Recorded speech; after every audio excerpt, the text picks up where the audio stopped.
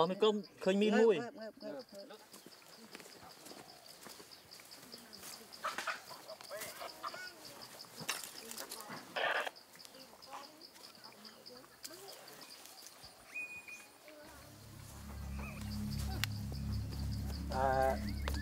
្ងៃឲ្យពីណាពង្រីកខ្សែភ្លើងមកនេះមក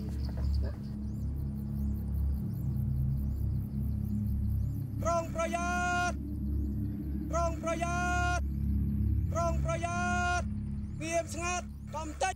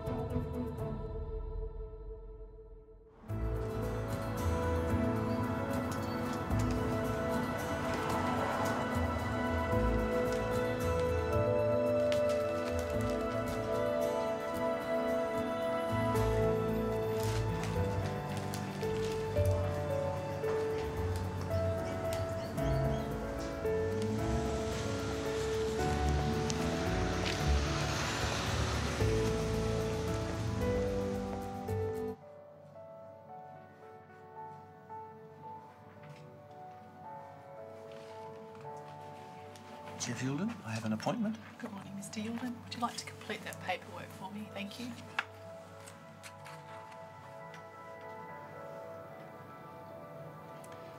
Why is life painful?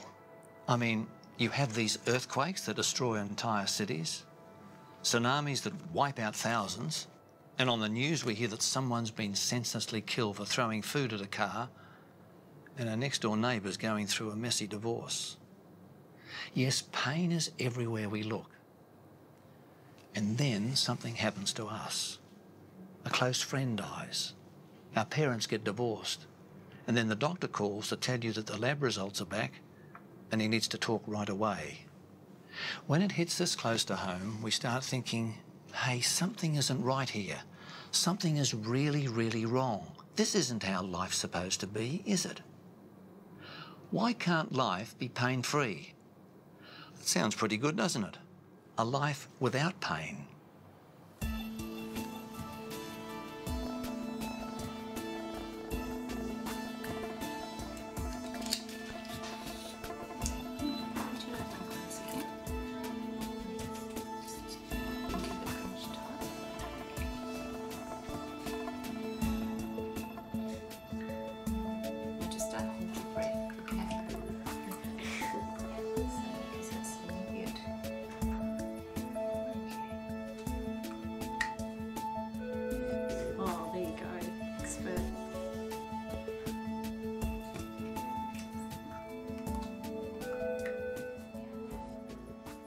At a few days old, baby Gabby Gingrass slept through the prick of a blood test.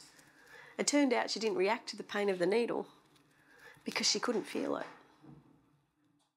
Film director Melody Gilbert explores Gabby's struggle in the documentary A Life Without Pain.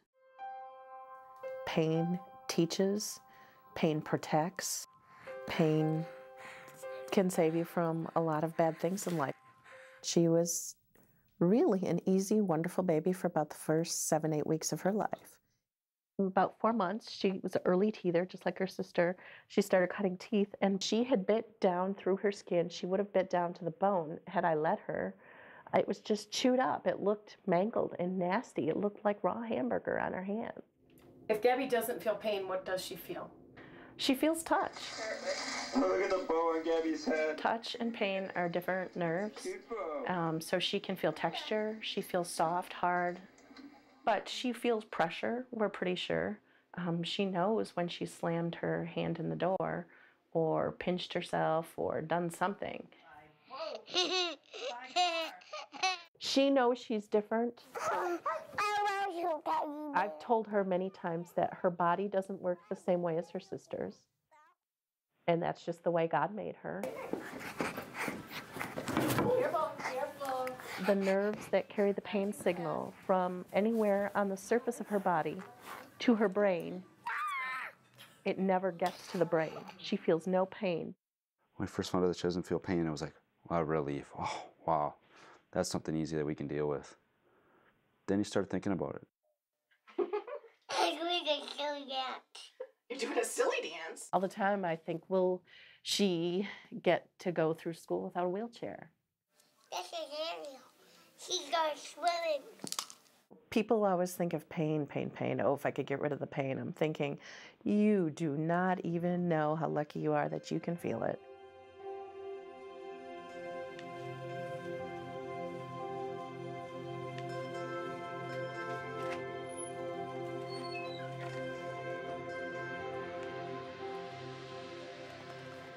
Our sense of pain is the body's warning mechanism telling us to stop. We have a problem. We need to alter course. That's fine in the short term, but it's distressing if we can't stop the pain. Is the pain you feel trying to tell you something? Think about it. If I have a toothache, I know I've got a problem. Maybe the collective pain in this world is telling us that we all have a problem. So what exactly is the problem that this collective pain is alerting us to? Why is this world in a mess? And who's going to fix it?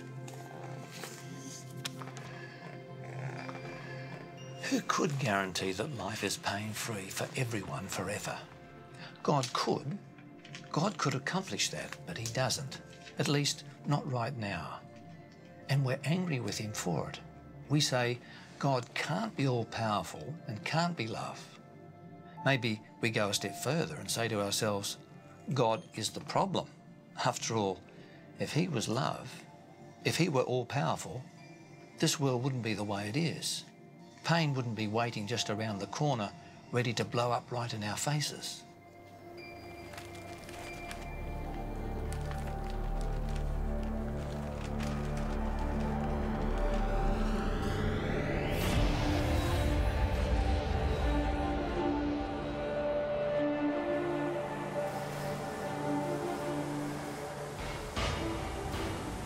The conflict in Cambodia lasted for 30 years. So in 1979, when Vietnamese military entered the country and Khmer Rouge regime collapsed, all the parties involved in the war were laying down the mines, either receiving them from Soviet Union or from China. And in later stages, it progressed and it continued until 1998, when the war ended and when the reconciliation happened.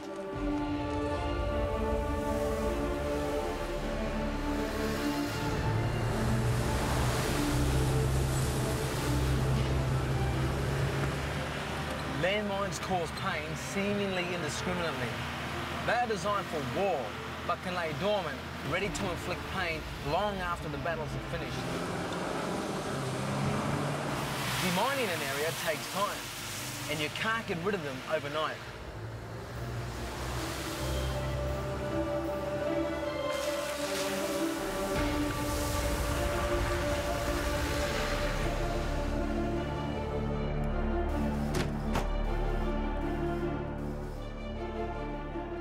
So, can you tell me what HALO means? HALO Trust is world's biggest humanitarian demining organization. We were founded in 1988, and ever since we've been growing. Today, HALO Trust works in 11 countries throughout the world, in Afghanistan, Sri Lanka, Caucasus, Balkans, Africa, and in Cambodia. So what is the kind of mine that you find here in this area? Don't get confused. It looks small. It looks like a toy also. But something this small can still do pretty big damage. It can. It contains 28 grams of explosives, which is not too much, but enough to blow off your foot. Now, there are various types of mines. There are blast mines, fragmentational mines, bounding mines, directional mines, and of course anti-tank. All of these types can be found here in Cambodia. All the symbols, crossbones with dead heads, are indicating accidents that happened in this area along the time. As you can see, there are 4, 5 in this area. So that could be both a death and an injury? Yes, or? Affirmative. Yep.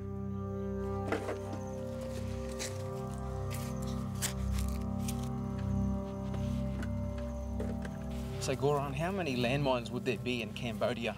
Since we started working in Cambodia in 1992, we cleared 235,000 mines in this country. And if you take into consideration what is known, the known minefield is one of the biggest minefields in the world, called the K5, that starts close to Mekong River and follows the Thai border all the way down to Bay of Thailand. We know that that minefield probably contains about 1.5 million anti-personnel mines. The mines were getting into Cambodia in secrecy, being supplied from Soviet Union or from China without us knowing really how many mines entered Cambodia. So how many people die, do you think, per year? Last year, number of accidents in Cambodia related to explosive remnants of war was 244. Back in 90s, it was 1,800, then it dropped down to 1,500 and further down. So at this point, we are having still significant number of accidents during the year. Not every accident is a fatal one. Of course, there are many injuries along the way. These red sticks, red painted sticks, demarcate the boundary between the safe ground, where we are standing right now, and the unsafe ground, or the actual minefield where we are engaging and finding and clearing the mines. So why does it take so long to demine? Demining is a very well-defined process, and no improvisations are allowed in order to maintain absolute safety during the work. It also depends on many factors, many variables, such as metal contamination, hardness of the soil, or density of vegetation. So all these factors combined with the climate and with obviously us being interrupted by rain regularly during the wet season results in the process which is time-consuming. So we are currently walking through the actual cleared mine line. So they're just scattered everywhere and anywhere? Yes, they are, and the continuation is just over there. This is the actual clearance process. It's very standardized, as you can see. The miner is moving forward, breaching through the suspect ground. Every sweep of his detector is defined by this 1 meter red end-of-lane marker, and he will conduct 6 controlled sweeps over it before he moves the end-of-lane marker for 1 width of the detector head.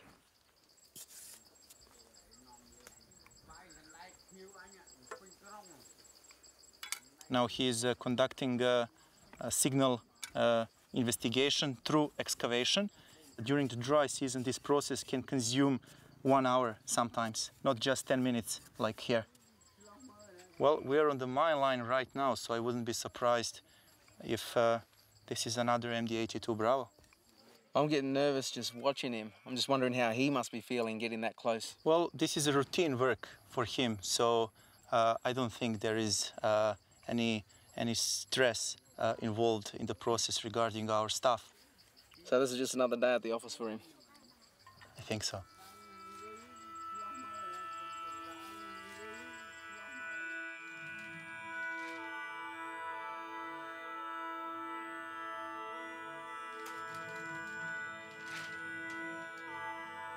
Landmines lay underground, dormant, undetected and ready to explode.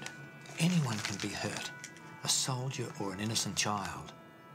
That's like life, isn't it? 1 minute we're going along fine, and then bang, tragedy hits, and pain and suffering follow. And it's this seemingly senseless pain that we struggle to understand. You get cancer. You didn't deserve that. Nothing you did caused some random cells to mutate and malfunction. Your daughter is killed in a car accident. It wasn't her fault. A random drunk driver ploughed into her. A child is traumatised for life through abuse. A husband walks out on his family. When you experience things like this, you think to yourself, God, if there is a stop pain button out there, why don't you just push it?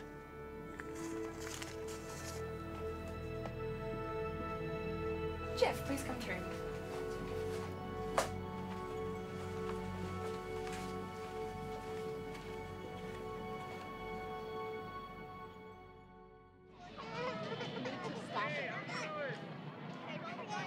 And she is really starting to use her knowledge of her own disability to her, really, it's to her disadvantage in the long run. Oh, sorry. She is playing herself against us and threatening to hurt us or to hurt herself. Don't hit your foot against the wall. Would you like to So go she see doesn't Rusty? have to do the things she's supposed to do, such as pick up her room, pick up her toys, help clean up, put books back on a shelf that she took off. And that's getting really hard and annoying to deal with. One time in church, we had a cement floor at church. She started throwing a little fit. I took her out in the back of the church so where she can really relax a little bit. She continued to throw a fit, and she was sitting down on the carpeted floor.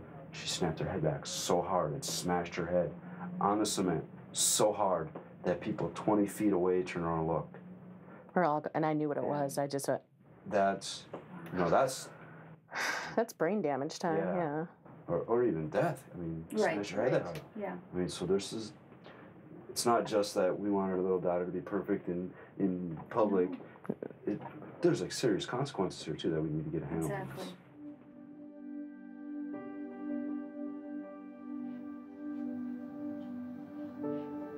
It's the age-old question. Good God, bad world, why? Is God to blame? Is he a cosmic sadist? Or is there another option? For those who don't believe in a higher power, life is fairly simple. We live in a random and unfair world.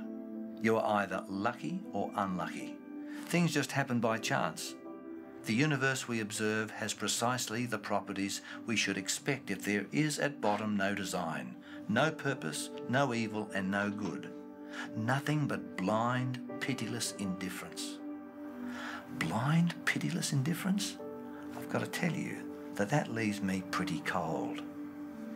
Is there a worldview that provides a more satisfying answer to the challenges of life?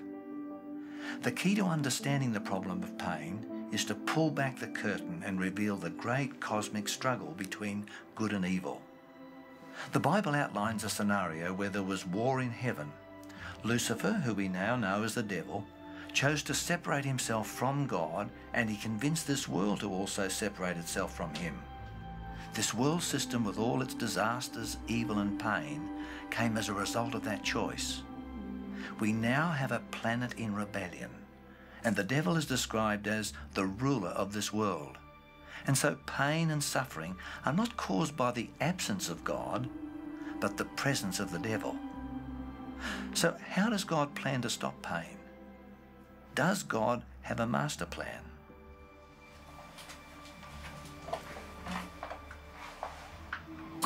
So Jeff, we found some cavities in your back teeth, and I'm going to do some fillings for you today. Just open that for me.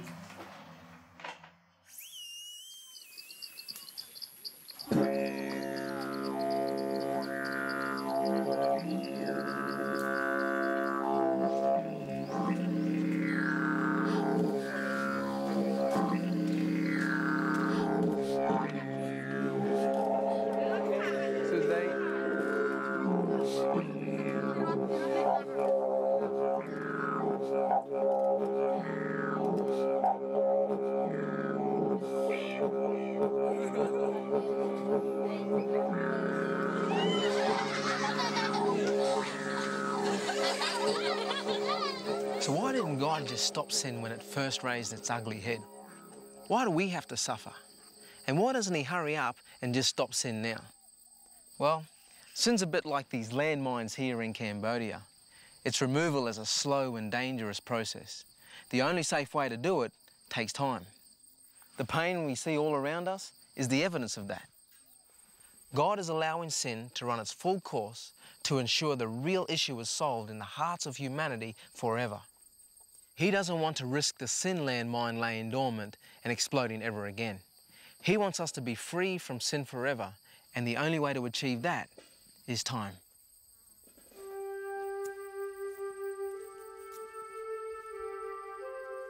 Instead of forcing a quick solution, God chose to develop a plan that would address the root cause of pain. The Bible says that sin, when it's fully grown, brings death. In other words, pain and suffering and death are the symptoms. But the core issue that needs to be solved is the problem of sin or evil. So how does God eradicate evil? Well, in an amazing twist, instead of God distancing himself from our troubles, he places himself right in the middle of humanity.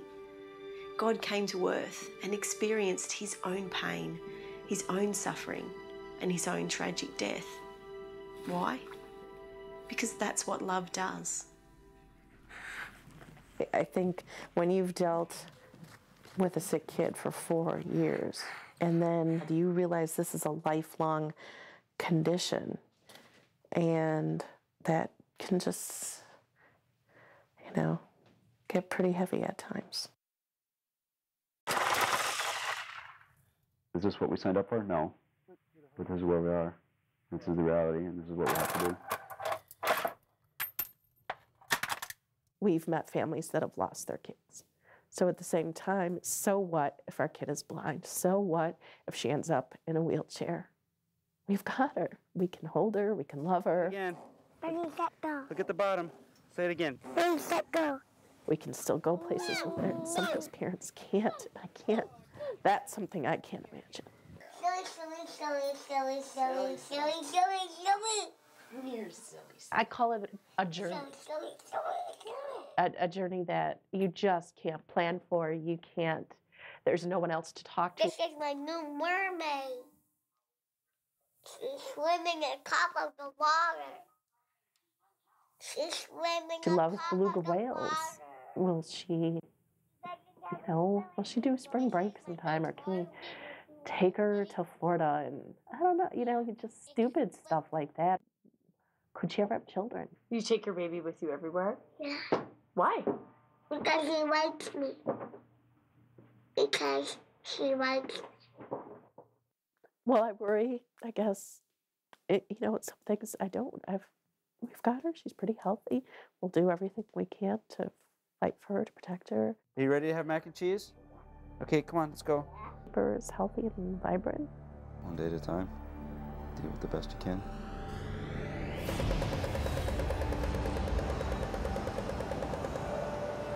There's a painful story in the Bible that's helped many people. The story of this man is a condensed version of our planet's epic struggle.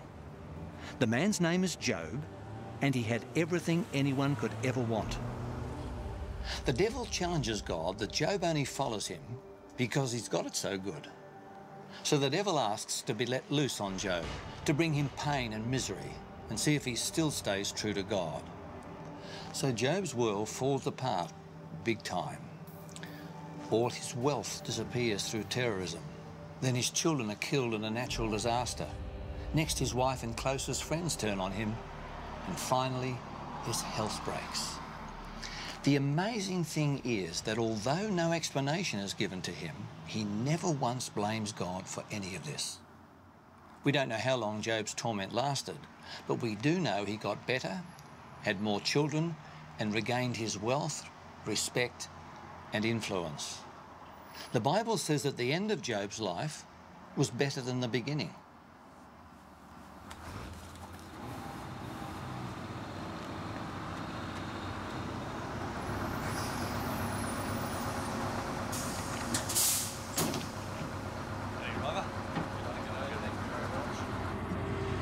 And That's the storyline the Bible paints for planet Earth. We started out in paradise. It was very good. No pain, suffering, disease, or death. Then it all went wrong. We lost it all. And our existence is now riddled with pain and suffering. Physical, mental, emotional, social, and spiritual. But the Bible paints a picture of a global restoration, a new earth where there will be no more pain, suffering, or death. God is not the cause of pain, but he will be with you through it. God is not someone to be scared of and run away from, but someone to be a friend of and run to. Beyond pain, a life of health and happiness with Jesus forever. Now, that's something to look forward to.